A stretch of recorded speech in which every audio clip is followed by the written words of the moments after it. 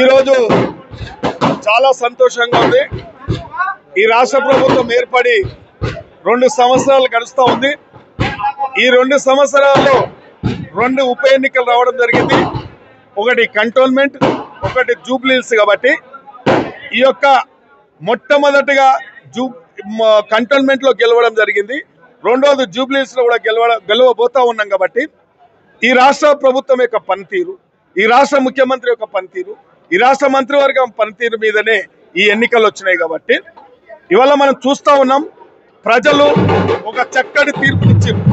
ఈ రాష్ట్ర ప్రభుత్వం మీద చక్కటి తీర్పు ఇచ్చారు. కాబట్టి ప్రతిపక్షాల నమ్మలేని పరిస్థితి.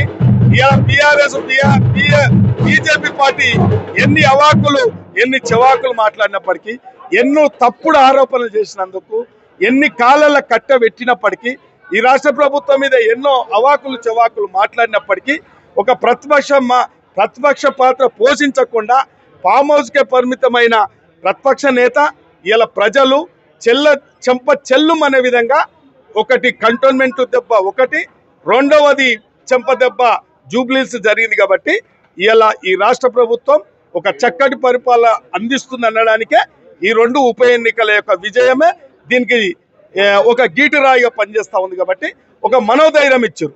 రాష్ట్ర ముఖ్యమంత్రి చేస్తున్న పనితీరుకు, ఈ రాష్ట్ర ప్రభుత్వం చేస్తున్న పనితీరుకు ఈ జూబ్లీహిల్స్ ప్రజలందరూ కూడా అండగా నిలబడ్డందుకు అక్కడి ప్రజానికానికి మేము షాద్నగర్ నియోజకవర్గం తరఫున ఎమ్మెల్యేగా మా కాంగ్రెస్ కార్యకర్తలందరూ కూడా అక్కడి ప్రజలకు ధన్యవాదాలు తెలియజేస్తున్నాం.